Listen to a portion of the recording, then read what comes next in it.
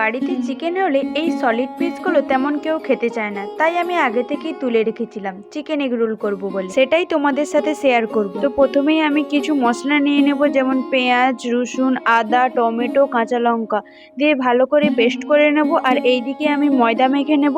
আর হ্যাঁ, ময়দা আমি উষ্ণ গরম জলে মাখ, এতে মাখাটা খুব নরম হবে। আর এইদিকে আমি চিকেনটা রেডি করে ফেলি। তেলের মধ্যে অল্প জিরে দিয়ে বেটে রাখা সব মশলাগুলি দিয়ে দেব। মশলা ভালো করে কষা হয়ে গেলেই দিয়ে দেব চিকেন। এরপর অল্প একটু জল দিয়ে চিকেনটিকে ভালো করে কষিয়ে নেব। যেহেতু আমি আজ চিকেন এগ রোল করবো, তাই কয়েকটি ডিম ফাটিয়ে নিলাম।